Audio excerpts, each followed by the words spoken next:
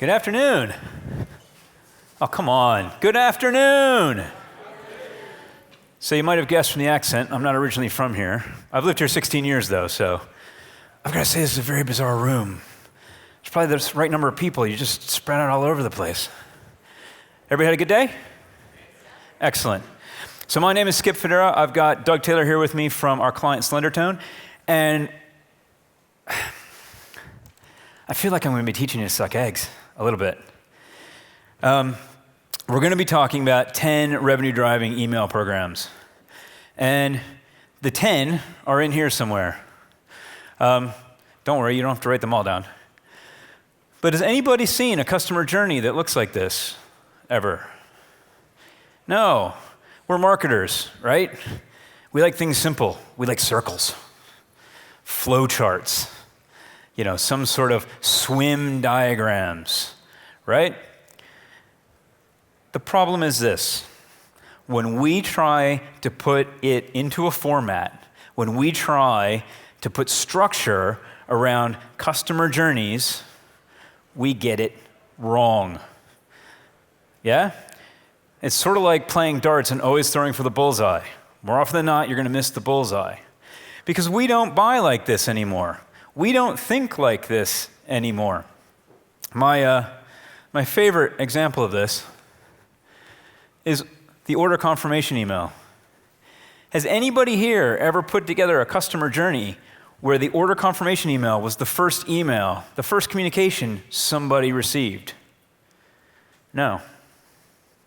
And yet think about the way you buy things. Maybe not big things like a TV or something expensive, but I see a number of you on your iPhones, on your mobile phones. Think about some of the apps that you buy. You didn't do any needs identification. You didn't do any research.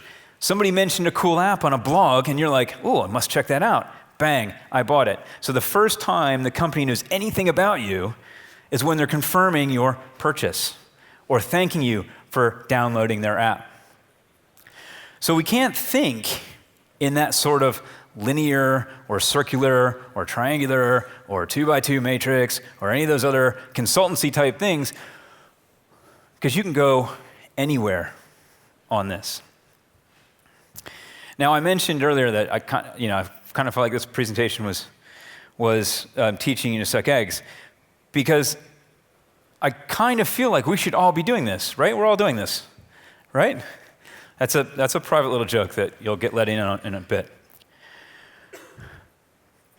These are sort of hygiene factors, right? If you've listened to Mark speak today, or he's done a lot of interviews lately, he's talking about how e-commerce has changed and how he communicate and engage has changed. So these are really hygiene factors, but it's amazing how many people don't do them or aren't doing them.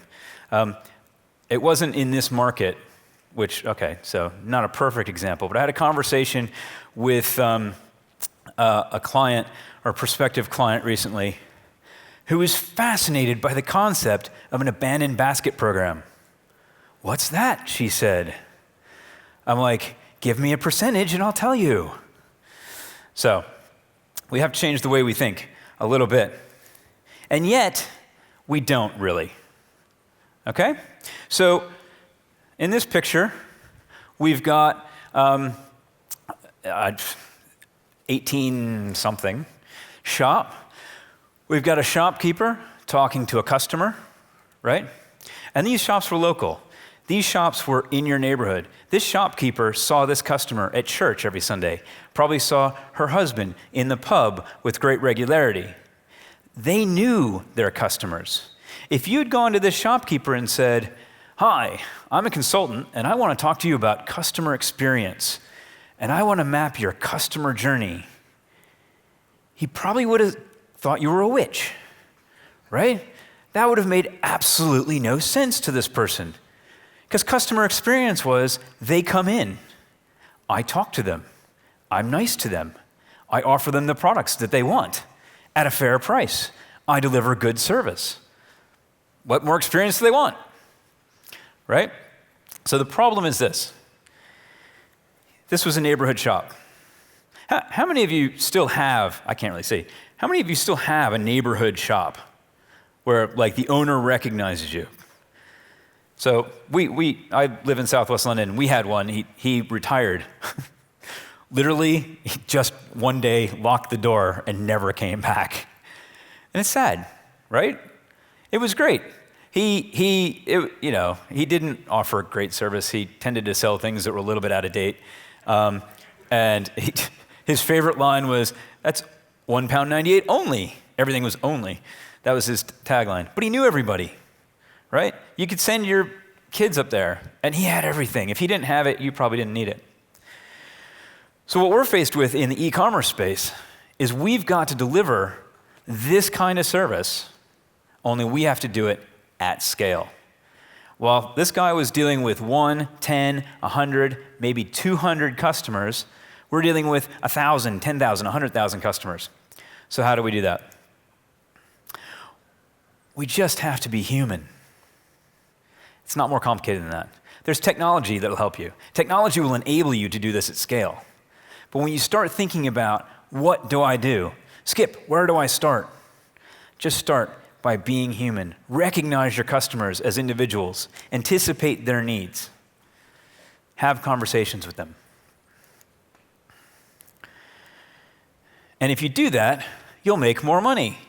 So this is kind of typical batch and blast. Marketing wouldn't let me put batch and blast on the slide, so soulless. Which is interesting, a word that's only used in this country. But with automation, so with a little bit of segmentation, you start to drive more ROI. With automation, you can drive a lot more ROI because you start having those conversations at scale. So essentially, we're just redevising the same strategy that's been being employed for years and years and years. So here's our 10 revenue-driving email programs. The first one, the welcome program. Why would we want a welcome program? How do you get to know somebody? When you meet somebody face-to-face, how do you get to know them? You meet somebody. You're going to meet somebody later today. There's 2 different sets of networking drinks before people go to the pub to watch the footy, right? You're going to meet loads of people. What's the first thing you're going to ask? Where do you work? What's the next thing you're going to ask? What's your job title? At some point, you might ask their name. Of course, all that's on the badge. You got to get to know people. You can't just start assuming. You can't walk in and start to sell. If one of our sales guys did that, we'd be ushering them off the stand quite quickly. So this is Elemis. And what they do, they deliver a very personalized service face-to-face, and they're trying to do this via their email. Emails 1 and 2, no offers whatsoever. It's all about getting to know you and that you getting to know us as a brand. Email 3, we softly offer. Email 4, a bit harder offer. And then emails 5 and 6, are you deaf? Just buy something, right? But it's not till emails 5 and 6. Why? A lot of people say, well, throw the offer in up front. That's leaving money on the table. Because anybody that's bought in the first 3 or 4 emails don't get emails 5 and 6. They recognize that, and they change. That kind of recognition, we talk about that as being digital body language, which I'm happy to talk about more later.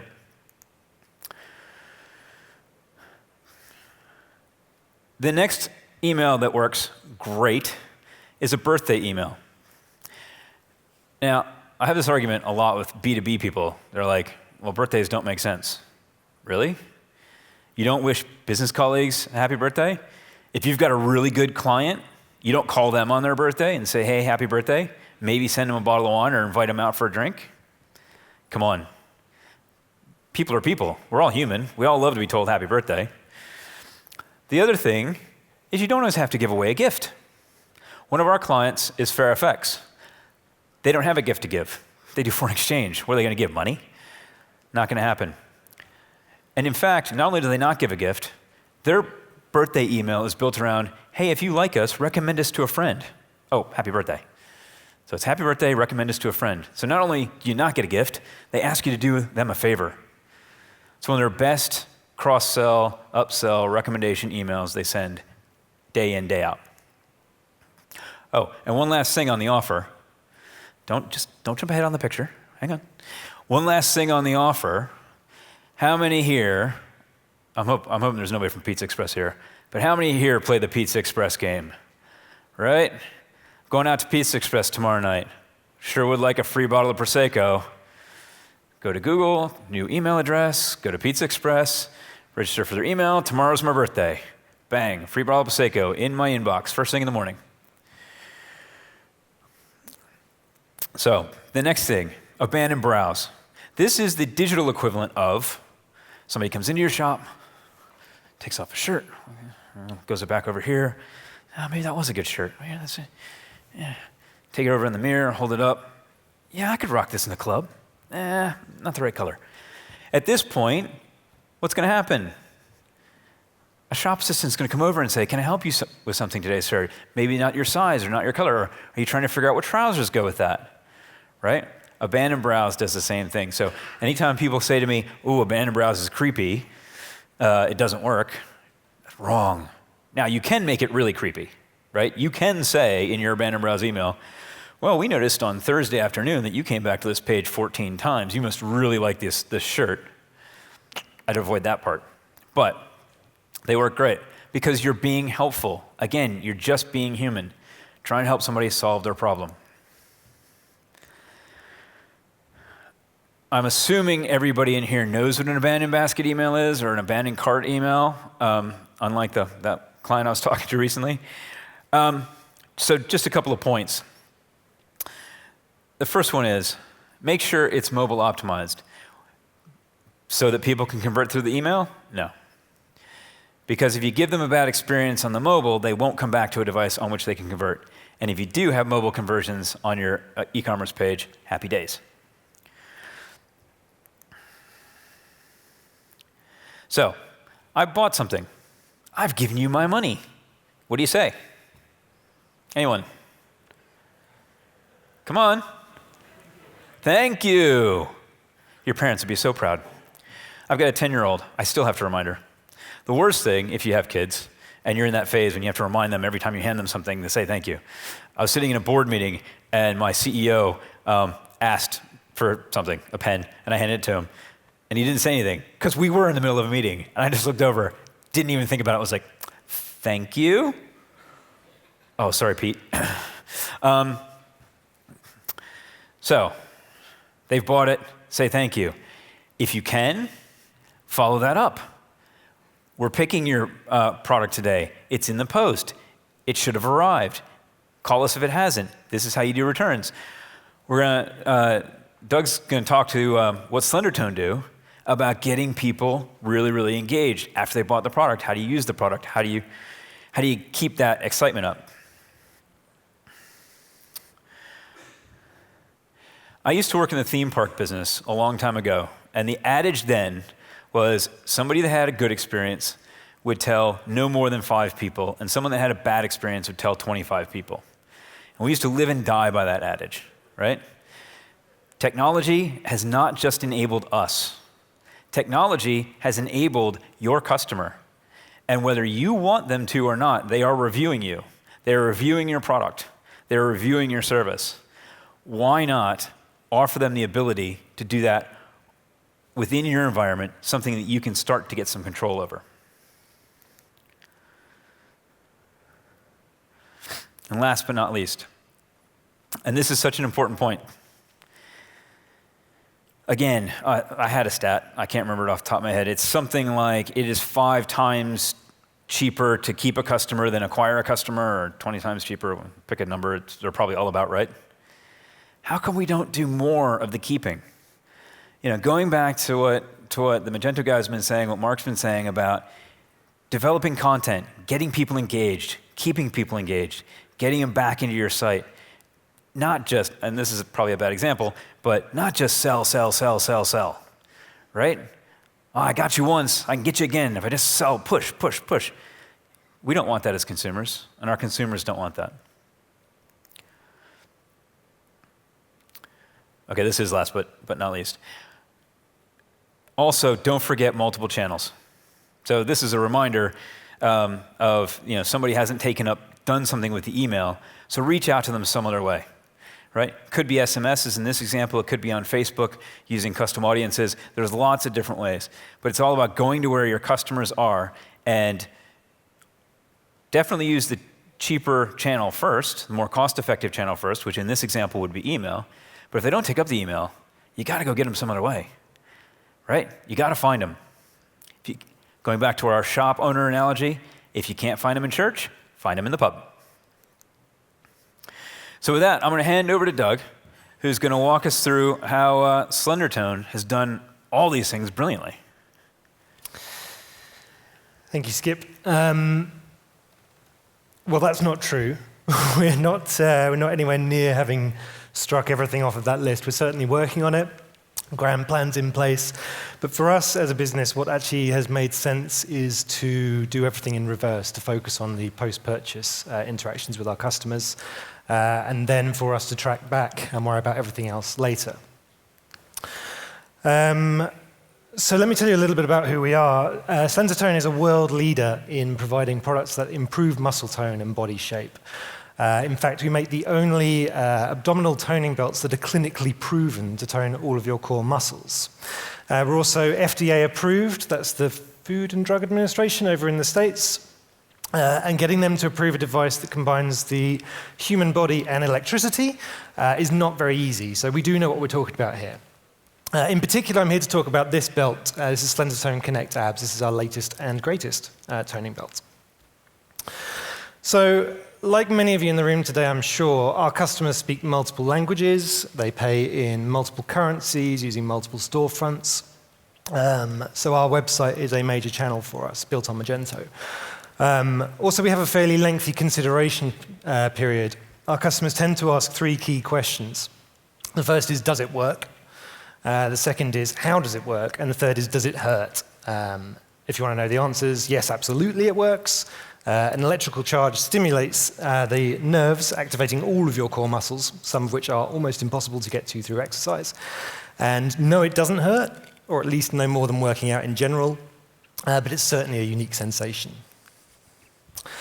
An issue that we have is trying to get people into the habit of toning.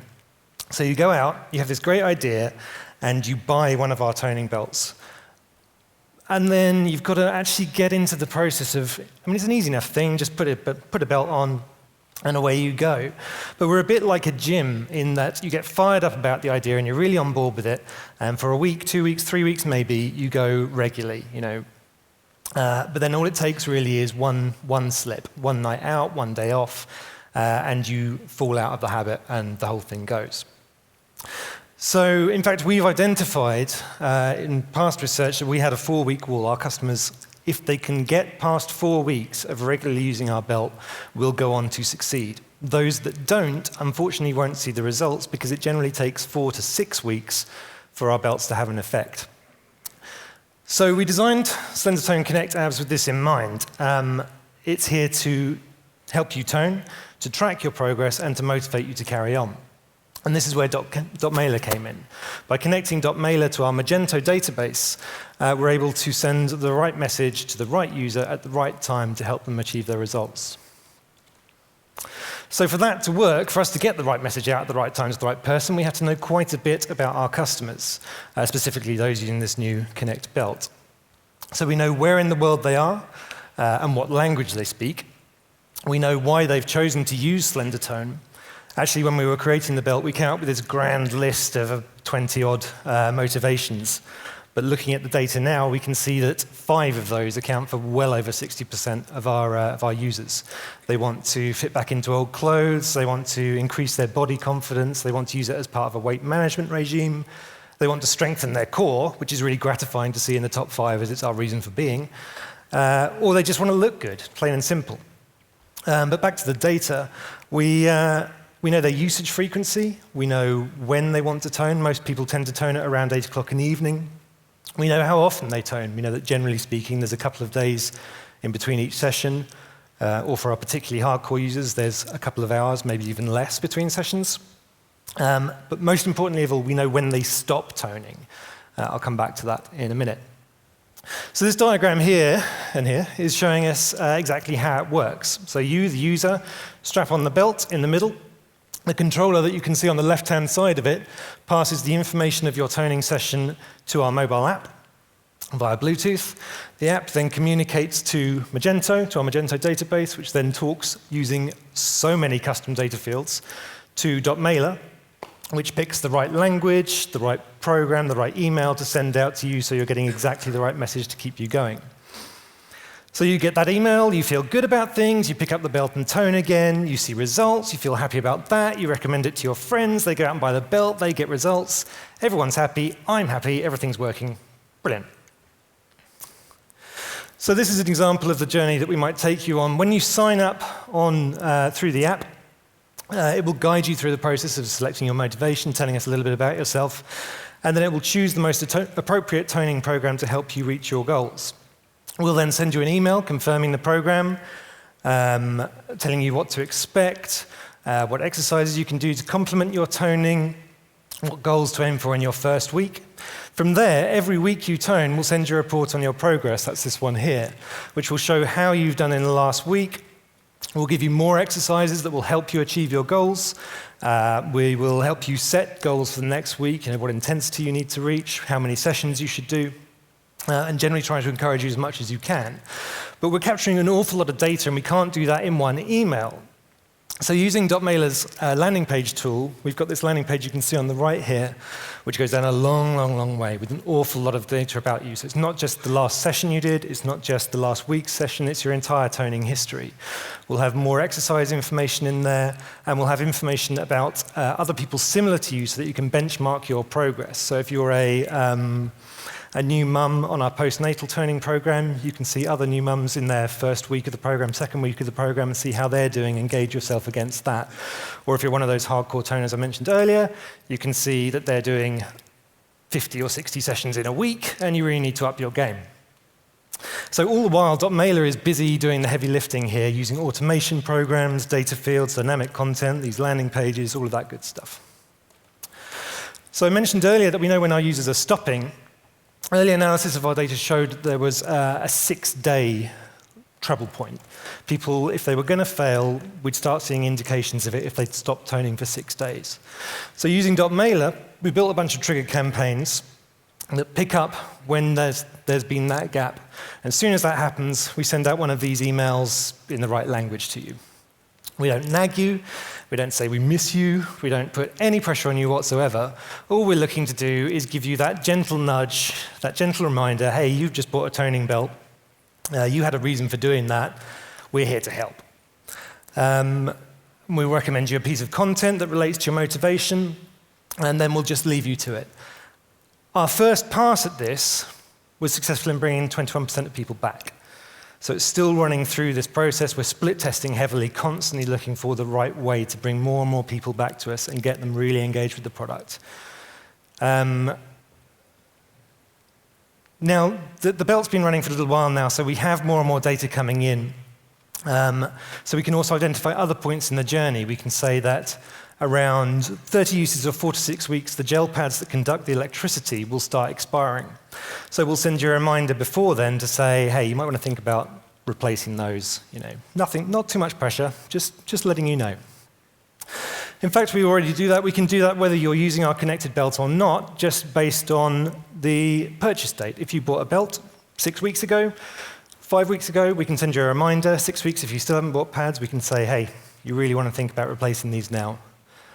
It's time. The sensation is more noticeable if you don't replace the gel pads. So we like to give you plenty of time to order and make sure that you're as comfortable as you can be whilst you're toning. So all of that is bringing people back to us. It's getting them to buy these gel pads. It's helping them to hit that, to break that 4-week wall, to go on beyond that and to really see and feel the results. The benefit for us is we're helping you to reach that goal. And also in the back end of it, we're retaining you, we can upsell to you, we can cross-sell to you at later points. And all of it is powered by our Magento to .mailer integration and then all of the clever heavy lifting that .mailer can do. So next up for us is going to be everything else that Skip recommended. That's coming soon. In fact, we started soliciting for reviews now. We can identify our most hardcore users, the ones that are most engaged with it. We can reach out to them directly and say, hey, we know you're doing really well with this. Tell us about it. And the response from that has been fantastic. The number of reviews just flooding in from hardcore users is outstanding. So we can then use those reviews to put into a new nurturing program for any new prospect or customers early in the cycle to reassure them about those 3 key questions I mentioned earlier. Does it work? How does it work? Does it hurt? Does it hurt? Quite a big one. And then we can keep on going from there, just adding more and more and more based on the data that we're getting, based on the story that we're telling. We know when people are downloading our app, but they're not actually signing up, because obviously it's on the App Store, so people have the option to just download it without it. We can target them proactively. And we're going to take all of this data that we're collecting and put it into building a toning club for all of our user base, whether or not we're gathering the data on them, because we can apply the learnings that we're getting from that to a broader scale to help everybody that comes to us achieve their results, feel good, look good, have that stronger core that helps you so much in life. So that's it from me. I'll hand you back on to Skip. Thank you very much.